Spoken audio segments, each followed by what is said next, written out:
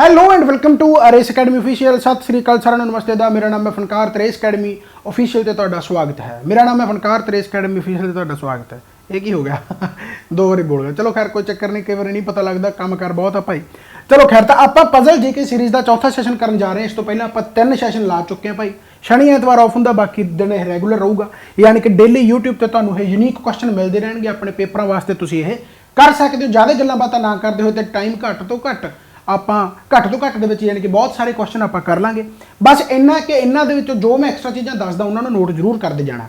Application install ਕਰ ਸਕਦੇ ਹੋ। ਪੀਪੀਐਸਸੀ PSSB ਦੇ ਫਾਊਂਡੇਸ਼ਨ ਕੋਰਸ ਆਲਰੇਡੀ ਲਾਂਚ ਕਰ ਚੁੱਕਿਆ ਮੈਂ। ਬਹੁਤ ਡਿਟੇਲ ਦੇ ਵਿੱਚ ਪੜ੍ਹਨਾ ਤਾਂ ਪੀਪੀਐਸਸੀ ਕਰ ਲਓ। ਥੋੜਾ ਜਿਹਾ ਵਧੀਆ ਹੋਰ ਟ੍ਰਿਕੀ ਵੇ ਦੇ ਨਾਲ ਪੜ੍ਹਨਾਗਾ, ਫੈਕਚੁਅਲ ਚੀਜ਼ਾਂ ਪੜ੍ਹਨੀਆਂ ਤਾਂ PSSB ਦਾ ਕਰ ਲਓ। ਰਾਈਟ ਹੈ, ਯਾਨੀ ਕਿ ਦੋਨੇ ਆਪਣੇ ਆਪ ਦੇ ਵਿੱਚ ਐਕਸਟ੍ਰੀਮ ਹੈ। ਐਂਡ ਉਹਨਾਂ ਦੀ ਇੰਟਰੋਡਕਸ਼ਨ ਮੈਂ ਪਾ ਚੁੱਕਿਆ, ਜੇਕਰ ਤੁਸੀਂ ਦੇਖੀ ਨਹੀਂ ਤਾਂ ਦੇਖ ਲੈਣਾ। ਉਹਦੇ ਵਾਸਤੇ ਐਪਲੀਕੇਸ਼ਨ ਇੰਸਟਾਲ ਕਰ ਲਓ ਤੇ ਬਾਕੀ ਲਿੰਕ ਡਿਸਕ੍ਰਿਪਸ਼ਨ ਦੇ ਵਿੱਚ ਸਾਰੇ ਦਿੱਤੇ ਹੋਏ। ਟੈਲੀਗ੍ਰਾਮ ਗਰੁੱਪ ਜੁਆਇਨ ਕਰੋ, ਹੋਰ ਬਥੇਰਾ ਕੁਛ ਹੈ। तो चलो आप ज़्यादा गल्लां बातां ना करते हुए आगाज़ करते हैं अज की क्लास का। पहला क्वेश्चन आपकी स्क्रीन पर ये रहा, बहुत ही सोहना क्वेश्चन। 1990 बैच की कहता जी सुमन शर्मा ने जी UPSC के मैंबर वजों यानी कि अहुदे की सहुं चुकी है। UPSC के संदर्भ में सानूं दसो कि संविधान की किहड़ी धारा जी हैगी भारत का संबंध मैंबरां दे अहुदे की नियुक्ति ते मियाद नाल है, यानी कि बेसिकली अपॉइंटमेंट ते टर्म ऑफिस जिहड़ा मैंबर दा हुंदा किहड़े आर्टिकल दे नाल संबंध है। UPSC की गलबात हो रही है। सो तुहानूं पता कि भाई आर्टिकल जिहड़ा ओह हैगा 316 का। जे नहीं पता तो याद रखियो कि UPSC मैंबर की जो अपॉइंटमेंट होंदी है, जो टर्म ऑफ ऑफिस जिहड़ा जिवें टर्म ऑफ ऑफिस की आपां जेकर गल करिए तो 6 साल ते जां फिर 65 साल। राइट, जो भी पहला पूरा हो जाए ऑबियस गल है, टर्म नहीं होंदी हैगी। एंड ये आर्टिकल 316 के आउंदा गा, बस इन्ना ही याद रखना है। एंड ये बहुत बार क्वेश्चन पेपरों के आउंदे आ। राइट, करंट अफेयर के नाल रिलेट होकर स्टैटिक जीके नूं इस तरीके नाल पुछया जांदा गा। ये तो स्टैटिक जीके भी नहीं, खैर पॉलिटी का क्वेश्चन बन गया। इस तो बाद आप जेकर गल करिए तो कहना TVS सप्लाई चेन सल्यूशनस के कार्यकारी वाइस चेयरमैन आर दिनेश आ जिहड़े बेसिकली उन्होंने 2023-24 ਲਈ CII अपन बेसिकली दी फुल फॉर्म पूछणगे। ये प्रधान वजों कहते इन्होंने अहुदा संभालिया ते संजीव पुरी नूं मनोमीत प्रधान वजों यानी कि नामजद किया गया। मनोमीत प्रधान का मतलब प्रेजिडेंट डेजिग्नेट। सो ये 2 पोस्टां गईयां। दोनों पोस्टां दे पहलां तां तुसीं ਜਿਹੜੇ करंट अफेयर के तौर पर संजीव पुरी नाम याद रखना गा। And executive vice chairman R Dinesh आ जिहड़े उन्होंने प्रेजिडेंट के तौर पर अपॉइंट किया गया। काहदा CII। तो यही CII की अपन फुल फॉर्म पूछी है कि what is the full form of CII की है। राइट है, सो CII की फुल फॉर्म जी हैगी है भाई वो हैगी है जी कॉन्फेडरेशन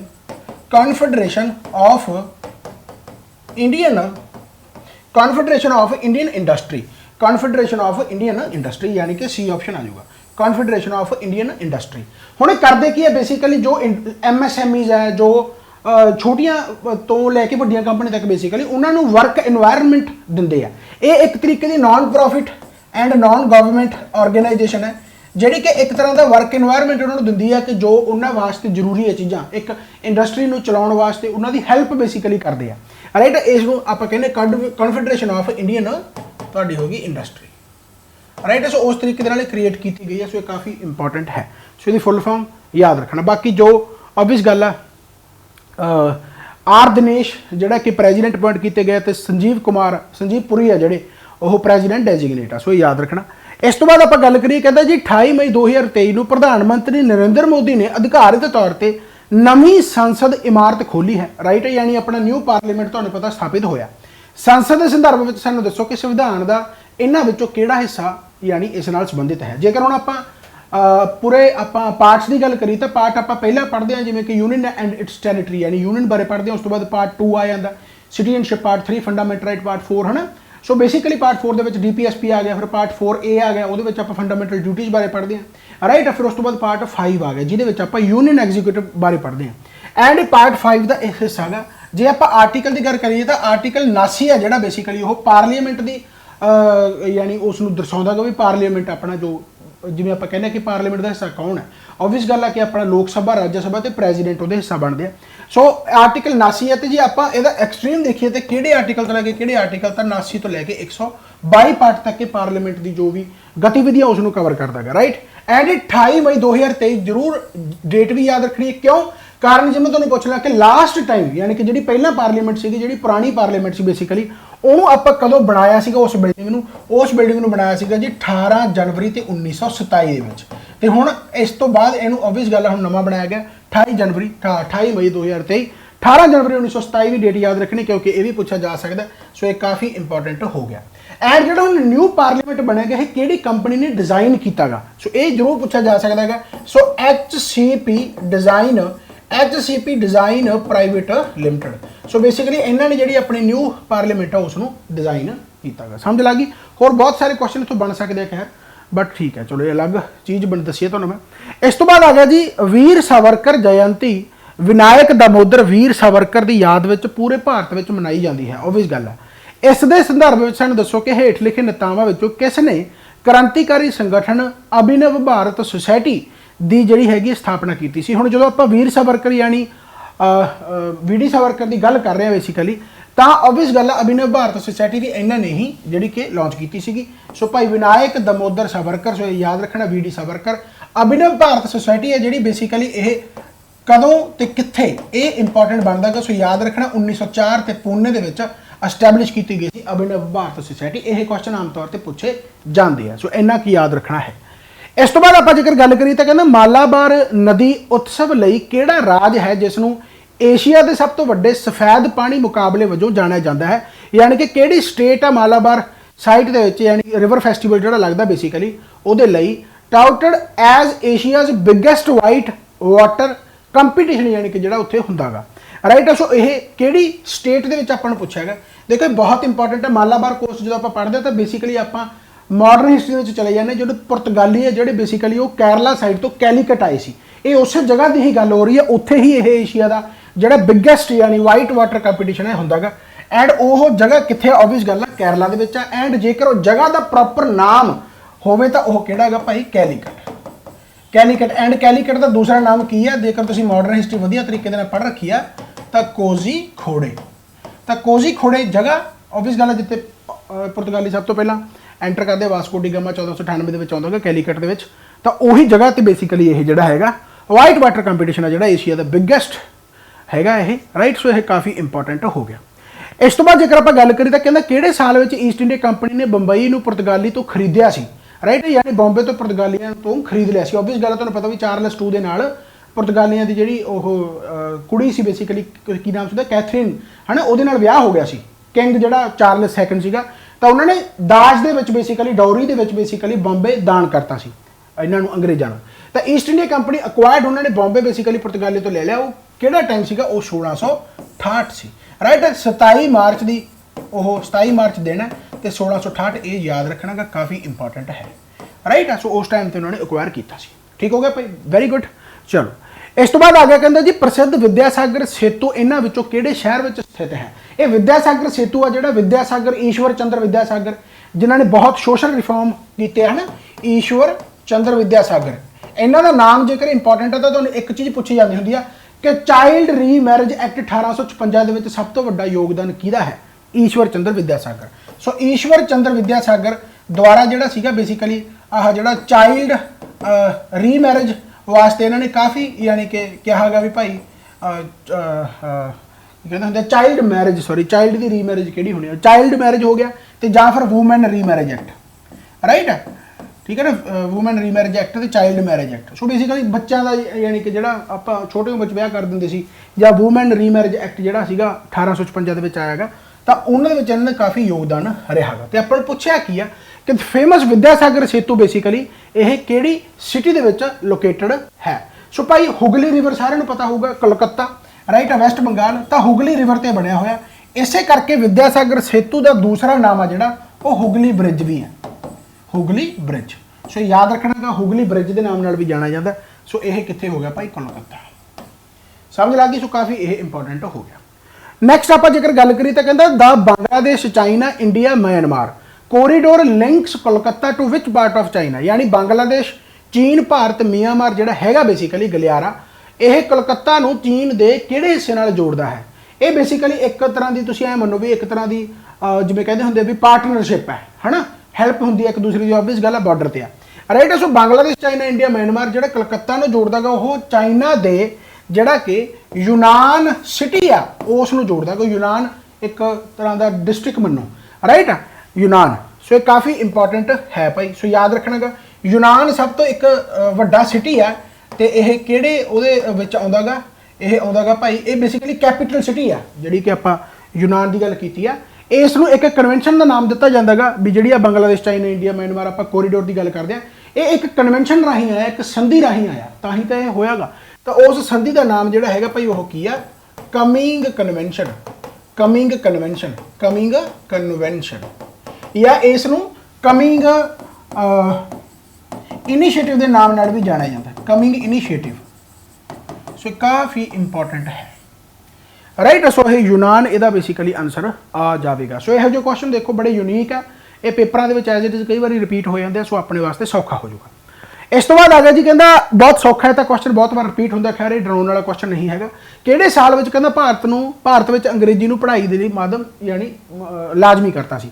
ਰਾਈਟ, ਤੁਹਾਨੂੰ ਪਤਾ ਕਿ ਭਾਈ ਲਾਰਡ ਮੈਕੋਲੇ ਜਿਹੜਾ ਸੀਗਾ ਇਸ ਦੁਆਰਾ ਹੀ ਇੰਗਲਿਸ਼ ਇੰਟਰੋਡਿਊਸ ਕੀਤੀ ਗਈ, ਤੇ ਇਸੇ ਨੂੰ ਇੰਗਲਿਸ਼ ਮੀਡੀਅਮ ਦੇ ਵਿੱਚ ਇਸੇ ਨੇ ਬੇਸਿਕਲੀ ਆਪਾਂ ਨੂੰ ਪਾਇਆ ਗਾ, ਤੇ ਮੀਡੀਅਮ ਨੂੰ ਯਾਨੀ ਇੰਗਲਿਸ਼ ਮੀਡੀਅਮ ਦੇ ਵਿੱਚ ਆਪਾਂ ਨੂੰ ਕੀਤਾ।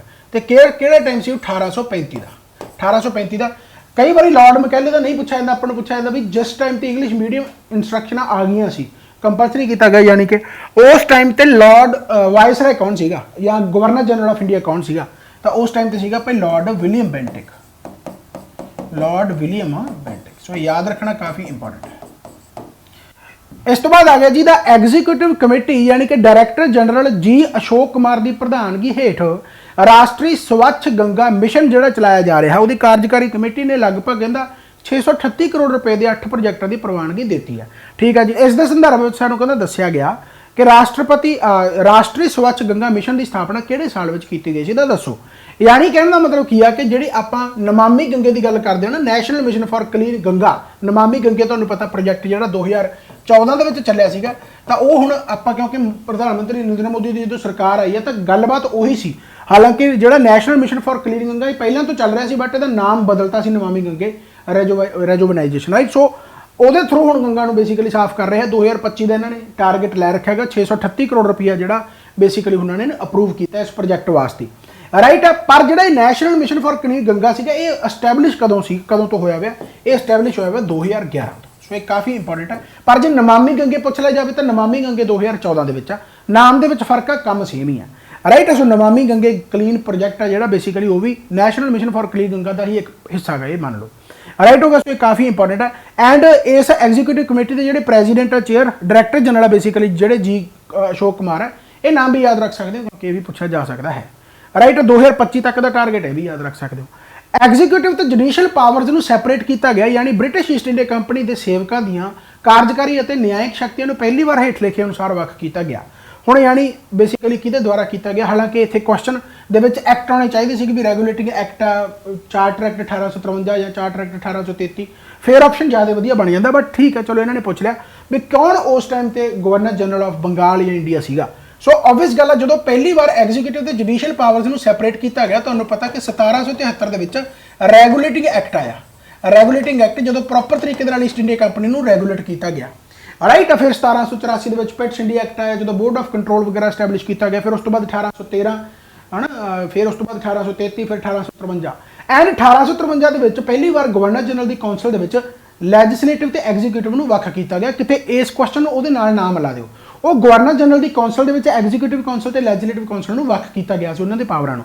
ਪਰ ਇੱਥੇ ਪਹਿਲੀ ਵਾਰ ਦੀ ਗੱਲ ਹੋ ਰਹੀ ਹੈ ਈਸਟ ਇੰਡੀਆ ਕੰਪਨੀ ਦੀ ਕਿ ਜਿਹੜੀਆਂ ਉਹਦੀਆਂ ਐਗਜ਼ੀਕਿਊਟਿਵ ਤੇ ਜੁਡੀਸ਼ੀਅਲੀ ਪਾਵਰਾਂ ਉਹਨਾਂ ਨੂੰ ਅੱਡ-ਅੱਡ ਕਰ ਦਿੱਤਾ ਗਿਆ ਸੀ, ਕਿਉਂਕਿ ਤੁਹਾਨੂੰ ਪਤਾ ਕਿ 1773 ਰੈਗੂਲੇਟਿੰਗ ਐਕਟ ਦੇ through supreme court of Calcutta ਵੀ ਬਣੀ ਸੀ, ਰਾਈਟ। ਇਸੇ ਕਰਕੇ ਜੁਡੀਸ਼ੀਅਲ ਪਾਵਰ ਨੂੰ ਐਗਜ਼ੀਕਿਊਟਿਵ ਦੇ ਨਾਲ ਬੇਸਿਕਲੀ ਨਾਲੋਂ ਸੈਪਰੇਟ ਕੀਤਾ ਗਿਆ। ਐਂਡ ਉਸ ਟਾਈਮ ਤੇ ਗਵਰਨਰ ਜਨਰਲ ਆਫ ਬੰਗਾਲ ਹੁੰਦਾ ਸੀ, ਐਂਡ ਉਹ ਗਵਰਨਰ ਜਨਰਲ ਆਫ ਬੰਗਾਲ ਪਹਿਲਾਂ ਕਿਹੜਾ ਸੀਗਾ ਤੁਹਾਨੂੰ ਯਾਦ ਹੋਊਗਾ? ਵਾਰਨ ਹੈਸਟਿੰਗ, ਠੀਕ ਹੈ ਨਾ, ਵਾਰਨ ਹੈਸਟਿੰਗ। ਕਿਉਂਕਿ 1833 ਦੇ ਵਿੱਚ ਜਾ ਕੇ ਜਦੋਂ ਆਪਾਂ ਮੋਨੋਪੋਲੀ ਜਿਹੜੀ ਹੈਗੀ ਈਸਟ ਇੰਡੀਆ ਕੰਪਨੀ ਦੀ ਖਤਮ ਕਰਦੇ ਆ ਪੂਰਨ ਤੌਰ ਤੇ, ਤਾਂ ਫਿਰ ਗਵਰਨਰ ਜਨਰਲ ਆਫ ਬੰਗਾਲ ਨੂੰ ਹੀ ਗਵਰਨਰ ਜਨਰਲ ਆਫ ਇੰਡੀਆ ਕਿਹਾ ਜਾਣ ਲੱਗਾ ਜਦੋਂ ਆਪਾਂ 1833 ਦੇ ਵਿੱਚ ਫਿਰ ਵਿਲੀਅਮ ਬੈਂਟਿਕ ਬਾਰੇ ਪੜ੍ਹਦੇ ਹਾਂ। ਚਲੋ ਖੈਰ ਤੇ ਇਹ ਚੀਜ਼ਾਂ ਤੁਹਾਨੂੰ ਪਤਾ ਹੈ। ਇਸ ਤੋਂ ਬਾਅਦ ਆ ਗਿਆ ਜੀ ਲੈਪਸ ਦੇ ਸਿਧਾਂਤ ਦੁਆਰਾ ਕਹਿੰਦਾ 17 ਰਾਜ ਨੂੰ ਬ੍ਰਿਟਿਸ਼ ਪ੍ਰਭੂ ਸੱਤਾ ਵਿੱਚੋਂ ਕਦੋਂ ਸ਼ਾਮਲ ਕੀਤਾ ਗਿਆ ਸੀ? ਤੁਹਾਨੂੰ ਪਤਾ ਕਿ ਡਾਕਟਰੀਨ ਆਫ ਲੈਪਸ ਆਇਆ ਸੀਗਾ ਲਾਰਡ ਡਲਹੌਜੀ ਦੇ ਟਾਈਮ ਤੇ। ਸੋ ਅੱਛਾ, ਇਹਦੇ ਵਿੱਚ ਆਪਾਂ ਨੂੰ ਈਅਰ ਪੁੱਛਿਆ ਗਿਆ ਵੀ ਕਦੋਂ ਕੀਤਾ ਗਿਆ ਸੀਗਾ। 17 ਸਭ ਤੋਂ ਪਹਿਲਾ ਵਿਲੇ ਸੀਗਾ ਜਿਹਨੂੰ ਡਾਕਟਰੀਨ ਆਫ ਲੈਪਸ ਦੇ ਅਧੀਨ ਯਾਨੀ ਕਿ ਵਿਲੇਜ ਨੂੰ ਆਪਣੇ ਅੰਡਰ ਲਿਆ ਗਿਆ ਸੀ। ਡਾਕਟਰੀਨ ਆਫ ਲੈਪਸ ਬੇਸਿਕਲੀ ਹੈ ਕੀ ਸੀਗਾ ਵੀ ਕਿਸੇ ਰਾਜ ਦੇ ਵਿੱਚ ਜੇਕਰ ਕਿਉਂਕਿ ਜਿਵੇਂ ਬਲੱਡ ਰਿਲੇਸ਼ਨ ਚੱਲਦਾ ਸੀਗਾ ਵੀ ਉਹਦਾ ਪੁੱਤਰ ਗਾਹਾਂ ਰਾਜ ਕਰਦਾ ਸੀ, ਉਹ ਕਿੰਗ ਬਣ ਜਾਂਦਾ ਸੀ ਗਾਹਾਂ ਉਹਦਾ, ਜਿਹਦੀ ਔਲਾਦ ਨਹੀਂ ਹੈਗੀ ਬ੍ਰਿਟਿਸ਼ ਈਸਟ ਇੰਡੀਆ ਕੰਪਨੀ ਕਹਿੰਦੀ ਕਿ ਇਹਨੂੰ ਅਸੀਂ ਆਪਦੇ ਰਾਜ ਵਿੱਚ ਮਿਲਾ ਲਾਂਗੇ, ਯਾਨੀ ਬ੍ਰਿਟਿਸ਼ਰ ਕਹਿੰਦੇ ਵੀ ਅਸੀਂ ਇਹਨੂੰ ਆਪਦੇ ਰਾਜ ਵਿੱਚ ਮਿਲਾ ਲਾਂਗੇ, ਜਿਵੇਂ ਰਾਣੀ ਝਾਂਸੀ ਦੀ ਆਪਣੀ ਔਲਾਦ ਨਹੀਂ ਸੀਗੀ ਉਸ ਤਰੀਕੇ ਦੇ ਨਾਲ ਹੋਰ ਬਹੁਤ ਸਾਰੇ ਰਾਜ ਸੀ, ਰਾਈਟ। ਤੇ ਸਭ ਤੋਂ ਪਹਿਲਾਂ 1848 ਦੇ ਵਿੱਚ 17 ਵਿਲੇਜ ਆ ਜਿਹੜਾ ਬੇਸਿਕਲੀ ਉਸ ਨੂੰ ਅਡਾਪਟ ਯਾਨੀ ਕੀ ਕਹਿੰਦੇ ਹੁੰਦੇ ਉਹਨੂੰ ਕੈਪਚਰ ਕੀਤਾ ਗਿਆ। ਐਂਡ ਇਹ ਸੀਕੁਐਂਸ ਦੇ ਵਿੱਚ ਤੁਸੀਂ ਯਾਦ ਵੀ ਰੱਖ ਸਕਦੇ ਕਿਉਂਕਿ 1848 1849 1853 1856 1855 ਇਹ ਸਾਰੇ ਈਅਰ ਇੰਪੋਰਟੈਂਟ ਬਣਦੇ ਵੀ ਇੱਥੇ ਕਿਸ ਟਾਈਮ ਤੇ ਬੇਸਿਕਲੀ ਕਿਸ ਨੂੰ ਕੈਪਚਰ ਕੀਤਾ ਗਿਆ, ਰਾਈਟ। ਜੇਕਰ ਆਪਾਂ 1848 ਦੀ ਗੱਲ ਕੀਤੀ ਹੈ ਤਾਂ 1849 ਦੇ ਵਿੱਚ ਜਿਹੜਾ ਕੀਤਾ ਗਿਆ ਭਾਈ ਉਹ ਸੰਭਾਲਪੁਰ ਹੋ ਗਿਆ, ਰਾਈਟ, ਇਸ ਨੂੰ ਕੀਤਾ ਗਿਆ। 1853 ਦੇ ਵਿੱਚ ਹੋ ਗਿਆ ਜੀ ਝਾਂਸੀ, ਰਾਈਟ। ਫਿਰ 56 ਦੇ ਵਿੱਚ ਹੋ ਗਿਆ ਤੁਹਾਡਾ ਨਾਗਪੁਰ, ਉਦयपुर, ਰਾਈਟ। ਸੋ ਇਹ ਕਾਫੀ ਇੰਪੋਰਟੈਂਟ ਬਣਦੇ ਆ, ਠੀਕ ਹੈ। 55 ਦੇ ਵਿੱਚ ਤੰਜੌਰ ਹੋ ਗਿਆ, ਰਾਈਟ। ਉਸ ਤੋਂ ਬਾਅਦ ਤੁਹਾਡਾ ਅਵਧ ਆ ਗਿਆ, ਰਾਈਟ। ਫਿਰ ਉਸ ਤੋਂ ਬਾਅਦ ਤੁਹਾਡਾ ਕਰਨਾਟਕ ਆ ਗਿਆ, ਠੀਕ ਹੈ। ਸੋ ਇਹ ਕਾਫੀ ਇੰਪੋਰਟੈਂਟ ਬੇਸਿਕਲੀ ਬਣਦਾ ਜਿਹੜਾ ਕਿ ਡਾਕਟਰੀਨ ਆਫ ਲੈਪਸ ਦੇ ਅਧੀਨ, ਹਾਲਾਂਕਿ ਆਹ ਜਿਹੜੇ ਮੂਹਰਲੇ 4 ਹੈ ਉਦयपुर तक, राइट, ये तंजौर भी कह लो, राइट, काफ़ी इंपॉर्टेंट है, सारी कह लो यार, सारी इंपॉर्टेंट है, ठीक है। सो 17 तो चलो पहला वेले सीगे इस करके बहुत बार पूछा जाता, बट संभालपुर भी पूछा जा सकता, झांसी तो अपने आप के वैसे इंपॉर्टेंट बन रही है, राइट। सो ये काफ़ी इंपॉर्टेंट भाई सीक्वेंस भी याद रखना क्योंकि कई बार क्रोनोलॉजिकली पूछ लिया जाता भी पहले 4 दसो भी किहड़े टाइम के अकॉर्डिंग यानी कि किया गया। एक चीज़ क्वेश्चन तो होर बनता होंदा कि जिहड़ा अपना पंजाब है, पंजाब नूं अनैक्स किया गया सीगा क्योंकि अपने लगी सी लड़ाई जिन्होंने आप एंगलो सिख वार का नाम दिंदे आ। एंड 2 एंगलो सिख वार हुई सी, तुहानूं भी पता 1847 48 जो आपां नूं प्रॉपर तरीके दे नाल 48 दे विच बेसिकली पंजाब नूं अनैक्स कर लिया गया सी 1849 दे विच। सो जेकर पुछ लिया जाए कि इन्हां दे विचों किहड़ी स्टेट है जिन्होंने डॉक्ट्रिन ऑफ लैप्स के थ्रू कैप्चर नहीं किया गया, तो पंजाब ही है। ये क्वेश्चन भी बहुत बारी आता क्योंकि आप डॉक्ट्रिन ऑफ लैप्स के थ्रू तो होई नहीं, आप लड़ाई हुई सी, राइट, उस दे थ्रू उन्होंने कैप्चर किया सी। इस तो बाद आ गया जी when was the Pitt's India act was pass, देखो क्वेश्चन सौखा 1784 इज द राइट आंसर। यहो ਜਿਹੇ क्वेश्चन करके जवाक बहुत खुश होंदा है, राइट। एंड 1784 के through he board of control है जो बेसिकली वो बनाया गया सी भाई, बोर्ड ऑफ कंट्रोल, ये काफ़ी इंपॉर्टेंट है, ठीक है। सो बाकी ये कह सकते हो कि जोड़ा पोलिटिकल पावर्स है बेसिकली जी ईस्ट इंडिया कंपनी ने उन्होंने सैपरेट करता सी पोलिटिकल पावर्स में, हालांकि डिटेल के पढ़ना तो फिर पिट्स इंडिया एक्ट प्रॉपर पढ़ना पैना, राइट है। सो इतने हिंटिया देता तुहानूं मैं। एंड पिट्स इंडिया एक्ट जो आया सीगा विलियम पिट के नाम एक बंदा सीगा जिसने यह एक्ट लिया सीगा ब्रिटिश पार्लीमेंट के सो उस दे नाम से ही इंट्रोड्यूस होया सीगा, उस दे नाम से ही इसनूं रखा गया पिट्स इंडिया एक्ट। इस तो बाद आ गया जी हू वाज द यानी भारत के गवर्नर जनरल का अहुदा संभालने वाला पहला व्यक्ति कौन है, ऑब्वियस गल है। तो अपन गवर्नर जनरल ऑफ इंडिया पूछा है, मैं दसिया सी हुणे कि 1833 जो चार्टर एक्ट आयागा तो उदों गवर्नर जनरल ऑफ बंगाल नूं आपां गवर्नर जनरल ऑफ इंडिया कहने लगे जिसका नाम है जी लॉर्ड विलियम बेंटिक। सो ये काफ़ी इंपॉर्टेंट हो गया। वैसे विलियम बेंटिक का टाइम पीरियड है जोड़ा वो 1828 तो लैके 1835 तक का रहा है, एंड 1828 तो लैके 1833 तक जिन्होंने सफ़र तय किया वो गवर्नर जनरल ऑफ बंगाल के तौर पर किया। इस करके जेकर पूछ लिया जाए कि आखिरी गवर्नर जनरल ऑफ बंगाल कौन सीगा तां भी यही सीगा, तो पहला गवर्नर जनरल ऑफ इंडिया कौन सीगा तां भी यही सी, ऑब्वियस गल है। जिवें आपां लॉर्ड कैनिंग के टाइम पर पढ़ते हैं कि आखिरी गवर्नर जनरल ऑफ इंडिया किहड़ा सीगा, है ना, तो लॉर्ड कैनिंग सीगा, तो उस तो बाद ਜਿਹੜਾ ਵਾਇਸਰਾਏ ਦੇ ਤੌਰ ਤੇ ਦੇਖਿਆ ਜਾਵੇ ਤਾਂ ਪਹਿਲਾ ਵਾਇਸਰਾਏ ਕਿਹੜਾ ਸੀਗਾ तो भी लॉर्ड कैनिंग ਸੀ। हालांकि उस तो बाद तो फिर काला माला हो गया, वायसराय ਨੂੰ ਆਪਾਂ गवर्नर जनरल ऑफ इंडिया के नाम ਨਾਲ फिर कहन लग गए।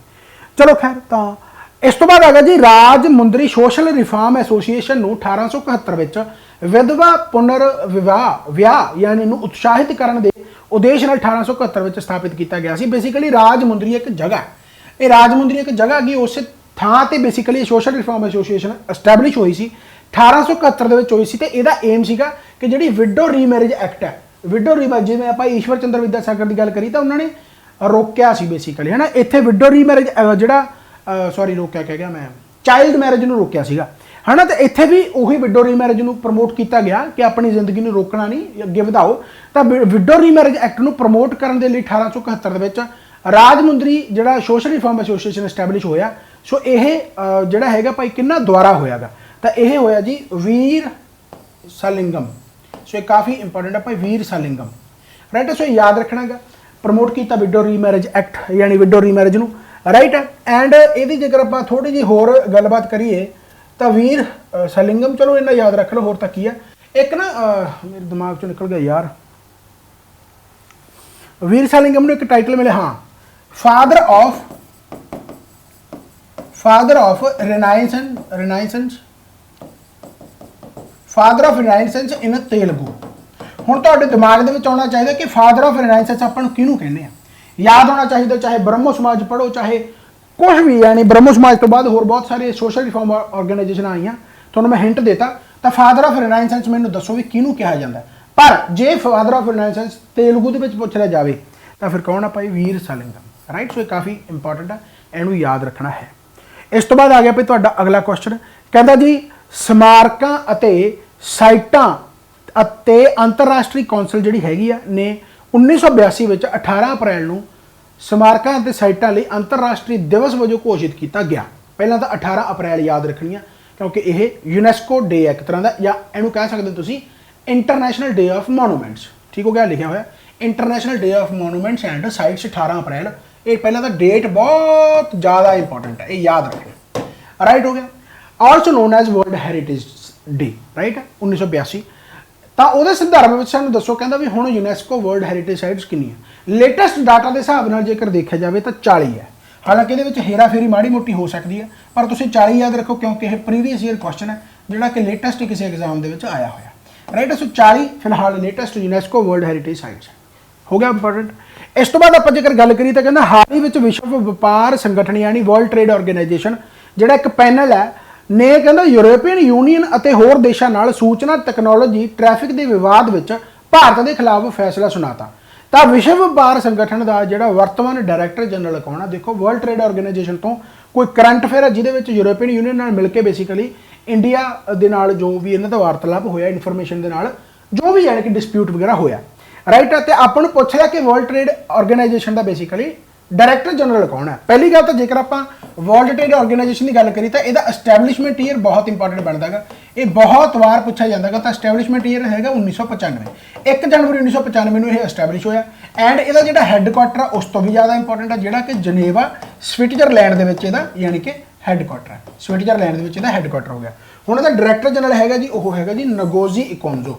ਨਗੋਜ਼ੀ ਇਕੋਨਜ਼ੋ ਇਹ ਯਾਦ ਰੱਖ ਲਿਓ ਡਾਇਰੈਕਟਰ ਜਨਰਲ ਫਿਲਹਾਲ ਇਹ ਹੈ नगोजी ਜਿਹੜਾ ਹੈਗਾ ओकोंजो। सो ये काफ़ी इंपॉर्टेंट है भाई, समझ में बात आई ओके है। चलो डरता नहीं रहे ना, कोई बड़े औखे क्वेश्चन नहीं, पर वही गल कहना कि यूनीक क्वेश्चन यहो करने की कोशिश कराया करो। सौखे सौखे क्वेश्चन करने का कोई बड़ा फायदा नहीं होता, ठीक है, वो सारे आते होंगे।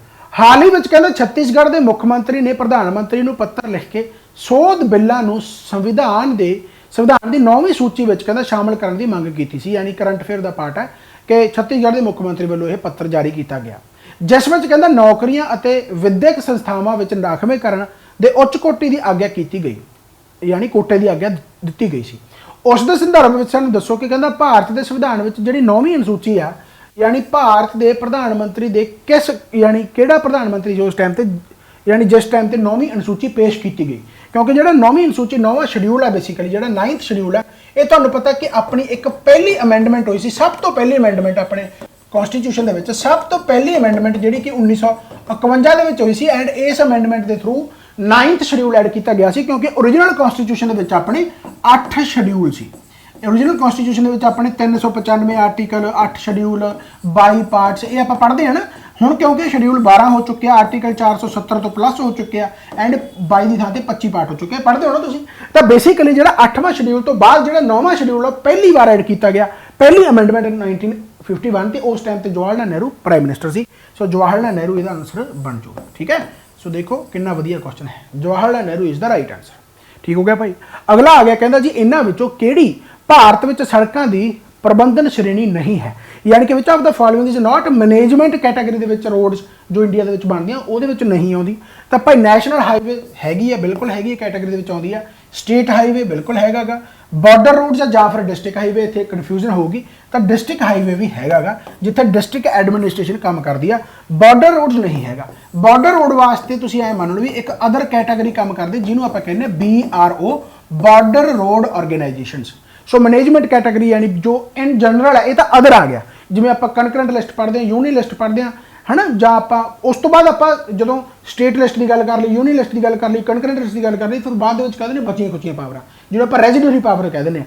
तो उस तरीके के नाल कि मेन जी मैनेजमेंट कैटेगरीज आ रोड्स जो इंडिया के फैलिया हुई, नैशनल हाईवे, स्टेट हाईवे या district highway, border roads other organisation आ जाता, अदर रोड्स ऑर्गेनाइजेशन जिन्होंने आप बॉर्डर रोड ऑर्गेनाइजेशन कहने हैं, राइट। इस तो बाद आ गया जी समॉग शब्द की सिरजना करने वाला अते समॉग दी परतां दी दा जिहड़ा वर्णन करने वाला पहला विज्ञानी कौन है, बहुत सौखा ਤਾਂ ਦੇਖੋ ਜਿਹੜਾ ਸਮੌਗ ਹੈ ਬੇਸਿਕਲੀ ਇਹ ਸਮੋਕ ਤੇ ਫੌਗ ਤੋਂ ਬਣਿਆ, ਰਾਈਟ। ਸਮੋਕ ਧੂਆਂ ਤੇ ਜਿਹੜੀ ਫੌਗ ਆ ਉਸ ਤੋਂ ਮਿਲ ਕੇ ਬਣਿਆ ਹੈ, ਰਾਈਟ। ਤਾਂ ਇਹ ਜਿਹੜਾ ਕੁਐਨ ਯਾਨੀ ਕੁਐਨ ਦਾ ਮਤਲਬ ਕੀ ਹੈ ਕਿ ਸਭ ਤੋਂ ਪਹਿਲੇ ਟਰਮ ਹੈ ਜਿਹੜੀ ਸਮੌਗ ਦੀ, ਰਾਈਟ, ਉਹ ਕਿਸ ਨੇ ਦਿੱਤੀ? ਤਾਂ ਉਹ ਦਿੱਤੀ ਹੈ ਭਾਈ ਹੈਨਰੀ ਐਂਟੋਨੀ ਨੇ। ਹੈਨਰੀ ਐਂਟੋਨੀ ਡੈਸਵੋਇਕਸ। ਸੋ ਆ ਪੂਰਾ ਨਾਮ ਹੈ ਬੇਸਿਕਲੀ ਹੈਨਰੀ ਐਂਟੋਨੀ, ਰਾਈਟ। ਹੈਨਰੀ ਐਂਟੋਨੀ ਵਿਓਐਕਸ, ਡੈਸਵੋਇਕਸ ਪੂਰਾ ਨਾਮ ਯਾਦ ਰੱਖ ਸਕਦੇ ਹੋ, ਨਹੀਂ ਤਾਂ ਤੁਸੀਂ ਹੈਨਰੀ ਐਂਟੋਨੀ ਵੀ ਯਾਦ ਰੱਖੋ, ਰਾਈਟ। ਸੋ ਸਮੌਗ ਦੀ ਯਾਨੀ ਕਿ ਬੇਸਿਕਲੀ ਇਹਨੇ ਪਹਿਲੀ ਵਾਰ ਟਰਮ ਦਿੱਤੀ ਸੀ ਆਪਾਂ ਨੂੰ 1905 ਦੇ ਵਿੱਚ, 1905 ਦੇ ਵਿੱਚ, ਯਾਦ ਰੱਖਣਾ, ਰੱਖ ਲਓ। ਅਗਲਾ ਆ ਗਿਆ ਜੀ, ਕਹਿੰਦਾ ਇਹਨਾਂ ਵਿੱਚੋਂ ਕਿਹੜੀ ਨਦੀ ਨੇ ਅਰਬ ਸਾਗਰ ਵਿੱਚ ਆਪਣਾ ਪਾਣੀ ਨਹੀਂ ਛੱਡਿਆ, ਯਾਨੀ ਅਰਬ ਸਾਗਰ ਦੇ ਵਿੱਚੋਂ ਜਾ ਕੇ ਨਹੀਂ ਮਿਲਦੀ, ਰਾਈਟ, ਯਾਨੀ ਅਰੇਬੀਅਨ ਸੀ ਦੇ ਵਿੱਚ ਆਪਣਾ ਪਾਣੀ ਡਿਸਚਾਰਜ ਨਹੀਂ ਕਰਦੀ। ਸੋ ਨਰਮਦਾ, ਮਾਹੀ, ਤਾਪੀ ਐਂਡ ਜਿਹੜੀ ਹੈਗੀ ਮਹਾਨਦੀ। ਸੋ ਨਰਮਦਾ, ਤਾਪੀ ਹੈ ਨਾ, ਮਾਹੀ, ਰਾਈਟ। ਸੋ ਮਹਾਨਦੀ ਹੈ ਜਿਹੜੀ ਕਿ ਐਂ ਕਰਕੇ, right. So basically bay of Bengal ਦੇ ਵਿੱਚ ਜਾ ਕੇ ਜਿਹੜੀ ਮਹਾਨਦੀ ਆ ਭਾਈ ਉਹ ਮਿਲਦੀ ਹੈ। ਐਂਡ ਜਿਹੜਾ ਬਾਰਡਰ ਸ਼ੇਅਰ ਕਰਦੀ ਹੈ ਓਬਵੀਅਸ ਗੱਲ ਆ ਉਹ ਛੱਤੀਸਗੜ੍ਹ ਹੋ ਗਿਆ, ਰਾਈਟ, ਛੱਤੀਸਗੜ੍ਹ ਤੇ ਉੜੀਸਾ, ਰਾਈਟ। ਸੋ ਇਹ ਬੇ ਆਫ ਬੰਗਾਲ 'ਚ ਜਾ ਕੇ ਮਿਲਦੀ ਹੈ। ਸੋ ਇਹ ਕਾਫੀ ਇੰਪੋਰਟੈਂਟ ਹੈ ਭਾਈ, ਬੇ ਆਫ ਬੰਗਾਲ, ਠੀਕ ਹੈ। Does not discharge it's water in Arabian C. Okay ਹੋ ਗਿਆ ਭਾਈ। ਇਸ ਤੋਂ ਬਾਅਦ ਆ ਗਿਆ, ਕਹਿੰਦਾ ਕੇਂਦਰ ਨੇ ਵਿਆਹ ਦੀ ਸਮਾਜਿਕ ਕਾਨੂੰਨੀ ਸੰਸਥਾ ਨੂੰ ਕਾਨੂੰਨੀ ਮਾਨਤਾ ਦੇਣ ਦੇ ਨਿਆਂਪਾਲਿਕਾ ਦੇ ਅਧਿਕਾਰ ਦੇ ਆਧਾਰ ਤੇ ਸੁਪਰੀਮ ਕੋਰਟ ਵੱਲੋਂ ਕਹਿੰਦਾ ਸਮਲਿੰਗੀ ਵਿਆਹ ਨੂੰ ਕਾਨੂੰਨੀ ਮਾਨਤਾ ਦੇਣ ਦੀ ਮੰਗ ਕੀਤੀ ਹੈ, ਯਾਨੀ ਹੋਮੋਸੈਕਸ਼ੂਅਲ ਜਿਹੜੇ ਹੁੰਦੇ ਆ ਬੇਸਿਕਲੀ ਉਹਨਾਂ ਨੂੰ ਇੱਕ ਤਰੀਕੇ ਦੀ ਮਾਨਤਾ ਪ੍ਰਾਪਤ ਦੇਤੀ। ਜੇਕਰ ਸੇਮ ਸੈਕਸ ਜਿਹੜਾ ਹੁੰਦਾ ਬੇਸਿਕਲੀ, ਦ ਸੈਂਟਰ ਹੈਜ਼ ਕਹਿੰਦਾ contested the hearing of petitions seeking legal recognition of same-sex marriage by the Supreme Court on the grounds of judiciary's right to confer legal recognition of the social legal institution of marriage. So basically ਜਿਹੜਾ ਇਹ right to marry any person ਤੋਂ ਜਿਹਦੇ ਨਾਲ ਵੀ ਕਰਾ ਸਕਦੇ ਮਰਜੀ, ਯਾਨੀ ਕਿਹੜੇ ਆਰਟੀਕਲ ਦੇ ਵਿੱਚ ਆਉਂਦਾਗਾ ਵੀ ਜਿਹਦੀ ਆਪਣੀ ਚੋਇਸ ਹੈ, ਯਾਨੀ ਕਹਿਣ ਦਾ ਮਤਲਬ ਕੀ ਆ ਕਿ ਭਾਰਤ ਦੇ ਸੰਵਿਧਾਨ ਦੀ ਕਿਹੜੀ ਧਾਰਾ ਵਿੱਚ ਆਪਣੀ ਪਸੰਦ ਦੇ ਵਿਅਕਤੀ ਨਾਲ ਵਿਆਹ ਕਰਨ ਦਾ ਅਧਿਕਾਰ ਦੀ ਰਾਖੀ ਕਰਦੀ ਹੈ। ਸੋ ਓਬਵੀਅਸ ਗੱਲ ਹੈ ਇਹ ਲਿਬਰਟੀ ਦੇ ਵਿੱਚ ਆਉਂਦਾ ਆਪਣੀ right to. So article 21 right to privacy, right to liberty article 21 ਦੇ ਵਿੱਚ ਵੀ ਆਉਂਦਾ, ਹਾਲਾਂਕਿ ਇੰਪਲੀਸਿਟ ਤੌਰ ਤੇ ਆਰਟੀਕਲ 19 ਰਾਈਟ ਟੂ ਫਰੀडम ਦੇ ਵਿੱਚ ਵੀ ਆ ਜਾਂਦਾ, ਪਰ ਲਿਬਰਟੀ ਦੇ ਤੌਰ ਤੇ ਮੈਰਿਜ ਦੇ ਤੌਰ ਤੇ ਦੇਖਿਆ ਜਾਵੇ ਤਾਂ ਆਰਟੀਕਲ 21 ਇਹਦਾ ਜ਼ਿਆਦਾ ਐਕੂਰੇਟ ਆਨਸਰ ਬਣੂਗਾ। ਸਮਝ ਲੱਗੀ ਭਾਈ। ਅਗਲਾ ਕੁਐਸਚਨ ਆ ਗਿਆ, ਕਹਿੰਦਾ ਜੀ Aurangzeb was good player of which of the following instrument. So ਇਹ ਵੀਣਾ ਜਿਹੜੀ ਹੈਗੀ ਆ ਇਹਦਾ ਇੰਸਟਰੂਮੈਂਟ ਕਾਫੀ ਸੋਹਣਾ ਵਜਾਉਂਦਾ ਸੀ, ਹਾਲਾਂਕਿ ਔਰੰਗਜ਼ੇਬ ਮਿਊਜ਼ਿਕ ਦੇ ਬੜਾ ਖਿਲਾਫ ਸੀ, ਆਪਣੇ ਇਸਲਾਮਿਕ ਧਰਮ ਤੋਂ ਇਹਨੇ ਮਿਊਜ਼ਿਕ ਨੂੰ ਇੱਕ ਤਰ੍ਹਾਂ ਨਾਲ ਬੈਨ ਕਰ ਰੱਖਿਆ ਸੀ, ਪਰ ਫਿਰ ਆਪ ਇਹ ਇੰਸਟਰੂਮੈਂਟ ਬਹੁਤ ਸੋਹਣਾ ਵਜਾਉਂਦਾ ਸੀ ਵੀਣਾ। ਇਸ ਤੋਂ ਬਾਅਦ ਆ ਗਿਆ ਜੀ ਮੋਡਰੇਟਸ ਐਂਡ ਐਕਸਟ੍ਰੀਮਿਸਟ ਜਿਹੜੇ ਹੈਗੇ ਆ, ਯਾਨੀ ਇੰਡੀਅਨ ਨੈਸ਼ਨਲ ਕਾਂਗਰਸ ਵਿੱਚ ਉਦਾਰਵਾਦੀ ਤੇ ਕੱਟੜਪੰਥੀ ਜਿਹੜੇ 1907 ਦੇ ਵਿੱਚ ਸੈਪਰੇਟ ਹੋਇਆ, ਉਹ ਕਿਹੜੀ ਜਗ੍ਹਾ ਤੇ ਹੋਇਆ, ਕਿਹੜਾ ਸੈਸ਼ਨ ਸੀਗਾ ਉਹ? ਤਾਂ ਉਹ ਸੂਰਤ ਸੈਸ਼ਨ ਸੀ, ਤੁਹਾਨੂੰ ਪਤਾ ਭਾਈ। ਤਾਂ ਜਿਹੜੇ ਬਾਲਪਾਲ ਲਾਲ ਹੋ ਗਏ, ਬਾਲ ਗੰਗਾਧਰ ਤਿਲਕ ਹੋ ਗਿਆ, ਬਿਪਨ ਚੰਦਰ ਪਾਲ ਹੋ ਗਿਆ, ਰਾਈਟ, ਐਂਡ ਲਾਲਾ ਲਾਜਪਤ ਰਾਏ ਹੋ ਗਏ। ਬਾਲਪਾਲ ਲਾਲ ਜਿਹੜੇ ਸੀਗੇ ਬੇਸਿਕਲੀ ਇਹ ਯਾਨੀ ਅੱਡ ਹੋ ਗਏ ਸੀ ਸੂਰਤ ਸੈਸ਼ਨ 1907 ਦੇ ਵਿੱਚ। ਸੋ ਇਹ ਕਾਫੀ ਇੰਪੋਰਟੈਂਟ ਹੈ। ਐਂਡ ਉਸ ਸੂਰਤ ਸੈਸ਼ਨ ਦਾ ਪ੍ਰੈਜ਼ੀਡੈਂਟ ਕੌਣ ਸੀਗਾ, ਇਹ ਬਹੁਤ ਵਾਰ ਪੁੱਛਿਆ ਜਾਂਦਾ ਹੁੰਦਾ, ਸੋ ਯਾਦ ਰੱਖਣਾ, ਰਾਸ ਬਿਹਾਰੀ ਘੋਸ਼, ਰਾਸ ਬਿਹਾਰੀ ਘੋਸ਼। ਸੋ ਇਹ ਇੰਪੋਰਟੈਂਟ ਹੈ, ਇਹ ਪ੍ਰੈਜ਼ੀਡੈਂਟ ਵੀ ਜ਼ਰੂਰ ਯਾਦ ਰੱਖਿਓ, ਕਈ ਵਾਰੀ ਪੁੱਛ ਲਿਆ ਜਾਂਦਾ ਨਾ ਕਿ 1907 ਦੇ ਵਿੱਚ ਸੂਰਤ ਸਪਲਿਟ ਹੋਈ ਸੀ ਤਾਂ ਉਦੋਂ ਉਸ ਟਾਈਮ ਤੇ ਫਿਰ ਕੌਣ ਬਣਿਆ ਸੀਗਾ ਪ੍ਰੈਜ਼ੀਡੈਂਟ। ਇਸ ਤੋਂ ਬਾਅਦ ਆ ਗਿਆ ਜੀ ਇਹਨਾਂ ਵਿੱਚੋਂ ਕਿਹੜਾ ਪੈਡਮੌਂਟ ਯਾਨੀ ਪਠਾਰ ਦੀ ਉਦਾਹਰਨ ਹੈ। ਪੈਡਮੌਂਟ ਜਿਹੜਾ ਹੈਗਾ ਬੇਸਿਕਲੀ ਪਲੇਟੂ ਕਿਹੜਾ ਹੁੰਦਾ, ਇਹਦਾ ਤੁਸੀਂ ਆਨਸਰ ਦੱਸਿਓ, ਠੀਕ ਹੈ। ਮੈਂ ਤੁਹਾਨੂੰ ਇੱਕ ਹਿੰਟ ਦਿੰਨਾਗਾ ਕਿ ਪੈਡਮੌਂਟ ਦਾ ਮਤਲਬ ਹੁੰਦਾ ਜਿਵੇਂ ਆਹ ਪੈਡ ਦਾ ਮਤਲਬ ਹੈਗਾ ਕਿ ਫੁੱਟ, ਰਾਈਟ, ਐਂਡ ਮਾਊਂਟ ਦਾ ਮਤਲਬ ਹੋ ਗਿਆ ਮਾਊਂਟੇਨ। ਤਾਂ ਕਿਹੜਾ ਇਹਨਾਂ ਦੇ ਵਿੱਚੋਂ ਪਲੇਟੂ ਆ ਜਿਹੜਾ ਕਿ ਬਹੁਤ ਵੱਡੇ ਮਾਊਂਟੇਨ ਦੇ ਪੈਰਾਂ ਤੇ ਹੈ। ਜਿਵੇਂ ਆਪਾਂ ਸ਼ਿਵਾਲਿਕ ਹਿਲਸ ਦੀ ਗੱਲ ਕਰਦੇ ਨਾ ਵੀ ਫੁੱਟ ਹਿਲ, ਜਿਹੜਾ ਪਠਾਨਕੋਟ ਵਗੈਰਾ ਆਪਣੇ ਗੁਰਦਾਸਪੁਰ ਪਠਾਨਕੋਟ ਇਹ foot hills of the Shivalik range ਆ, ਉਸੇ ਤਰੀਕੇ ਦੇ ਨਾਲ ਪੈਡਮੌਂਟ ਪਲੇਟੂ ਆ ਜਿਹੜੇ ਬੇਸਿਕਲੀ ਉਹ ਬਹੁਤ ਵੱਡੀ ਮਾਊਂਟੇਨ ਰੇਂਜ ਦੇ ਪੈਰਾਂ ਦੇ ਵਿੱਚ ਆਉਂਦੇ ਆ। ਸੋ ਕਿਹੜਾ ਪਲੇਟੂ ਲੱਗਦਾ ਤੁਹਾਨੂੰ ਕਿ ਤਿੱਬਤਨ ਪਲੇਟੂ ਹੋ ਗਿਆ, ਬੋਲੀਵੀਅਨ ਪਲੇਟੂ ਹੋ ਗਿਆ, ਲੱਦਾਖ ਪਲੇਟੂ ਹੋ ਗਿਆ ਜਾਂ ਮਾਲਵਾ ਪਲੇਟੂ?